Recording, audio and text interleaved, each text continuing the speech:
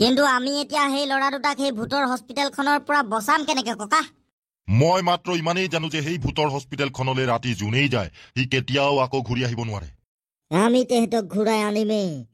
তাৰ কাৰণে লাগিলে আমি যিয়ে কৰিবলগীয়া নহওক কিয় কৰিম। ধন্দু ডাগৰু। কিনাৰাম, এইখনে সেই হস্পিটেলখন। সেই বুঢ়াটোৱে এই হস্পিটেলখনৰ কথাই কৈ আছিলে। যাওঁ ব'ল সোনকালে ভিতৰলৈ, নিজে দেখিলেহে গম পাম কি কি আছে হস্পিটেলত। ধন্দু ডাগৰু, ব'ল ভিতৰলৈ যাওঁ। ভিতৰতনো কোন আত্মা কোন ভূত আছে ভালকে চাই থৈ আহোঁগে। ঐ ধন্দু ডাগৰু, সঁচাকে এই হস্পিটেলখন বহুত পুৰণা দৰে লাগিছে। ভিতৰৰ ৱালবিলাক চা, গোটেই অৱস্থা নাইকিয়া হৈ গৈছে। আৰু যাওঁ ব'ল সোনকালে, আমি ল'ৰাকেইটাক বিচাৰিবগে লাগিব নহয়। কিনাৰাম, ব'ল ব'ল। কিনাৰাম, সেইফালেদি কিবা এটা গ'ল, ঐ দেখিলি নাই? বগা কিবা এটা আগফালেদি পাৰ হৈ যোৱা যেন দেখিলো মই। তহঁতি? কিনাৰাম, আমি যে দেখিছিলো ব্ৰিজখনৰ তলত বগা আত্মা এজনী, সেইজনী নিচিনাহে দেখিলো মই। ব'ল ব'ল সোনকালে যাওঁ, তাৰ পিছে পিছে কোন নহৈছিলে এজনীক চাওঁগে। মোৰ লগৰটোক তহঁতিয়ে মাৰিলি পেট ফালি। কেলে মাৰিলি তাক? এইখন আমাৰ হস্পিটেল। ইয়ালে যোনে আহে তাক আমি খতম কৰি এটা এটা ভূতলে পৰিৱৰ্তন কৰি পেলাওঁ। মোক যাবলৈ দে, একো নকৰিবি। মই তহঁতক কি কৰিলো? ক'ত পলাইছ?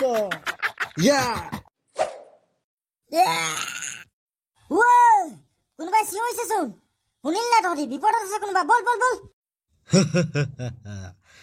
এতিয়া মাত্ৰ 2টা মিনিটৰ পিছত ইও এটা ভূতলে পৰিৱৰ্তন হ'ব। ধন্দু ডাগৰু, কোন ফালৰ পৰা মাতটো আহিলে? চা চা চা। ধন্দু! কিনাৰাম, সোনকালে ধন্দু আৰু সেই ভূতজনীৰ পিছা কৰো ব'ল। তাক সেই বগা আত্মাজনীয়ে লৈ গ'ল। ধন্দুৰ নহ'লে কিবা কিবি হৈ যাব। ব'ল ডাগৰু ব'ল। ঐ কিনাৰাম, এইটোচোন বুল্লা, আৰু ইয়াৰ পেটত চাকু ভৰাই থোৱা আছে যে। ডাগৰু, মাৰি পেলালেচোন এইটোক একেবাৰে। নিশ্চয় এই হস্পিটেলত থকা কোনোবা মানুহ হ'ব, নহ'লে সেই আত্মা বা ভূতেই হ'ব। কিনাৰাম, আমি সোনকালে এতিয়া ধন্দুক বিচাৰিবগে লাগিব, নহ'লে তাকো এনেকুৱা কৰিব জানো নাই। সোনকালে বিচাৰি যাওঁ তাক। কিনাৰাম, এইটো পিকলু, ইয়াকোচোন মাৰি পেলালে। ডাগৰু, ইয়াকো ঠিক তেনেদৰে মাৰিলে যেনেকে বুল্লাক মাৰিলে। চা, ইয়াৰো বুকুখন ফালি থোৱা আছে আৰু ওচৰত চাকু এখনো পৰি আছে। কিনাৰাম, এইকেইটাক মৰা এতিয়াও বেছি দেৰি হোৱা নাই। অলপ আগতে এহঁতক মাৰিছে। মানে যোনে এহঁতক মাৰিলে সি এতিয়াও হস্পিটেলখনৰ ভিতৰতে আছে। আমি সোনকালে আমাৰ ধন্দুক বিচাৰিবগে লাগিব। ডাগৰু, আমি এতিয়া এহঁতৰ ঘৰৰ মানুহক কি বুলি উত্তৰ দিম? আমিতো এহঁতক বিচাৰিবলৈ আহিছিলো, এহঁতকচোন ইয়াত কোনোবাই মাৰি পেলালে। কিনাৰাম, হোৱাটোতো হ'বই আৰু কিনো কৰিম আৰু আমিতো এহঁতক বচাবলৈ আহিছিলো, আমি নেপালোহি আৰু। কিন্তু আমি ইয়াত বেছি দেৰি কৰি থাকিলে ধন্দুৰো এনেকুৱাই গতি হ'ব। তাৰ কিন্তু কিবা হ'লে আমি এনেকে থাকিব নোৱাৰিম। একো নহয় ধন্দুৰ। ডাগৰু, তই এনে চিন্তা কৰি নাথাকিবি, মোৰ লগে লগে। ডাগৰু, ইয়াতচোন মানুহ দুটা ৰৈ আছে। এহঁতকে সুধোগে বলচোন, কেনেবাকে দেখিছিলে নেকি ধন্দুক এফালে অহা। কিন্তু সাৱধান কিনাৰাম, ৰূপ সলনি কৰি থাকিব পাৰে ভূতে। কাৰণ সেই বুঢ়াটোৱে কৈছিলে নহয়, এই হস্পিটেলখনত যিমানে মানুহ আছে, যিমানে ডক্তৰ নাৰ্ছ, চব ভূত বুলি। যোনেই নহওক কিয় ভয় নকৰিবি, আমি ইহঁতক সুধিবই লাগিব। লাগিলে ভূতেই হওক তেহেঁতি, আমি ধন্দুক বিচাৰিবই লাগিব। শুনকচোন, আপোনালোকে এইফালে ল'ৰা এজনক অহা দেখিছিলে নেকি? আমি এইডোখৰত কাকোৱে দেখা নাই। সদায় আমি এইডোখৰতেই থাকো।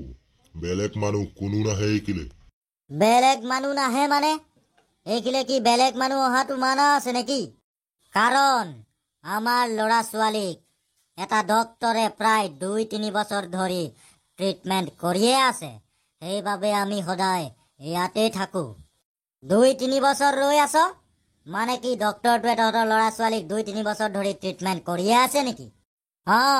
আৰু সেইবাবে ইয়ালে যোনেই আহে ডক্তৰটোক লগ নাপায়। কাৰণ কিমান দিন আৰু আমাৰ ল'ৰা ছোৱালীৰ ট্ৰিটমেণ্ট চলে সেইটো কোনেও গম নাপায়। আৰু সেইবাবে ইয়ালে আহিলে মানুহবিলাক নিজেই গুচি যায়গে।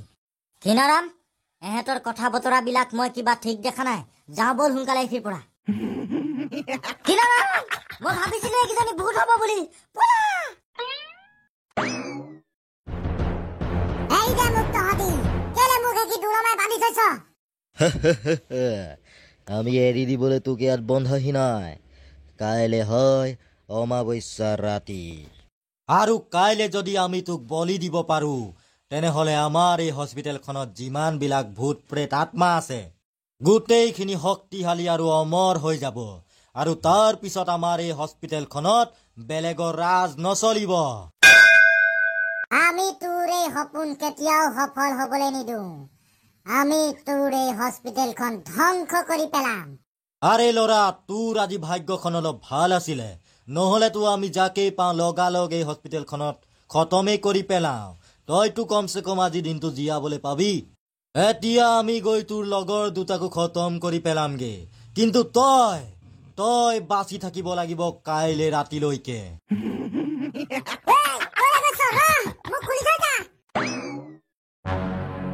কি কৰিবি এতিয়া দাগৰু গোটেই হস্পিটেলখন বিচাৰিলোচোন ধনটোক ক'তো লগ নাপালো ঘিনাৰাম মোৰ মতে আমি এতিয়া ইয়াৰ পৰা ওলাই যোৱাটোৱে ভাল হ'ব নেকি আমি ইয়াত থাকিও একো কৰিব নোৱাৰো কাৰণ আত্মাবিলাকক আমি কেনেকে মাৰিম এতিয়ালৈকে আমাৰ একো আইডিয়া নাই কিন্তু দাগৰু আমি যদি ইয়াত নাথাকো ধনটোৰ যদি কিবা এটা হৈ যায় তেতিয়া কি কৰিবি ঘিনাৰাম ধনটোক তই ইমান কমজুৰি মানুহ বুলি ভাবিছ নেকি হে ই য'তে আছে ঠিকে আছে চাগে আমি এতিয়া ইয়াৰ পৰা যাওঁ ব'ল আকৌ আহিম না ওচৰলৈ আমি যাম এতিয়া শান্তি বাবাৰ ওচৰলৈ আত্মা মৰাৰ উপায়টো বিচাৰি আকৌ আহিম এই হস্পিটেললৈ ব'ল হয় নেকি দাগৰু ঠিক আছে তেনেহ'লে ব'ল আহ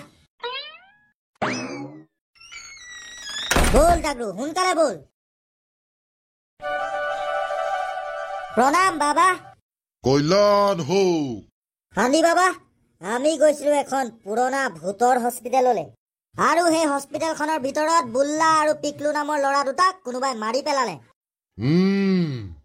আৰু ধনদুকু এজনী আত্মা আৰু এটা ডক্তৰে বন্দী কৰি থৈছে কিন্তু শান্তি বাবা আমি ধনদুক হস্পিটেলৰ ভিতৰত গোটেই বিচাৰিলো কিন্তু তাক আমি বিচাৰিয়ে নাপালো এতিয়ালৈকে ধনদুক তেহেঁতি একো কৰা নাই কাৰণ কাইলে আছে অমাৱস্যাৰ ৰাতি কাইলে তেহেঁতি ধনদুক বলি দি অমৰ হবলৈ বিচাৰিছে তেনেহ'লে শান্তি বাবা ধনদুক বচাবলৈ আৰু সেই ভূতখিনি হস্পিটেলখনৰ পৰা খেদি উলিয়াবলৈ কিবা এটা উপায় দিয়ক আমাক উপায় মাত্ৰ এটাই আছে ঘিনাৰাম মই তহঁতক এডাল শিৱৰ ত্ৰিশূল দিম জানই নহয় ত্ৰিশূলৰ কিমান শক্তি আছে ঘিনাৰাম সেই হস্পিটেলখনত আত্মাই আত্মা কিন্তু সেই আত্মাবিলাকৰ মেইন ৰজাটো হ'ল এটা ডক্তৰ ভূত সেই ডক্তৰটোৱে হ'ল মেইন ভূতটো সিয়েই চবকে এটা এটা আত্মা কৰি থৈছে হস্পিটেলৰ ভিতৰত তহঁতি প্ৰথমতে সেই ডক্তৰ ভূতটোক ত্ৰিশূলেৰে মাৰিব লাগিব আৰু তেতিয়াই চব আত্মাবিলাক জ্বলি নিজেই খতম হৈ থাকিব ঠিক আছে শান্তি বাবা দিয়ক আমাক এতিয়া সেই শিৱৰ ত্ৰিশূলডাল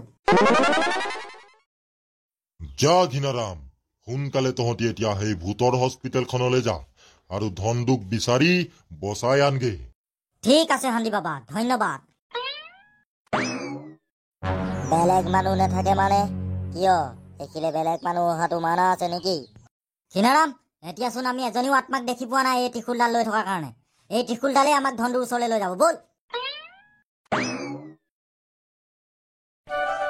ধনদু ঘিনাৰাম ধনদু বেহুচ হৈ থাকিলে উল্টাকৈ ওলমাই থোৱাৰ কাৰণে ধনদু উঠ ইয়াক খুলি দিছো ৰ ধনদু ঠিকে আছে নহয় তই একো হোৱা নাই নহয় তোৰ নাই নাই ঘিনাৰাম একো হোৱা নাই মোৰ চিন্তা নকৰিবি তহঁতি এনেই এতিয়া সোনকালে আমি সেই ডক্তৰটোক বিচাৰিব লাগিব সেইটোৱে মেইন ভূতটো কাৰ মোৰ কথাকে কৈ আছ নেকি তহঁতি আত্মা ঘিনাৰাম জয় ভোলেনাথ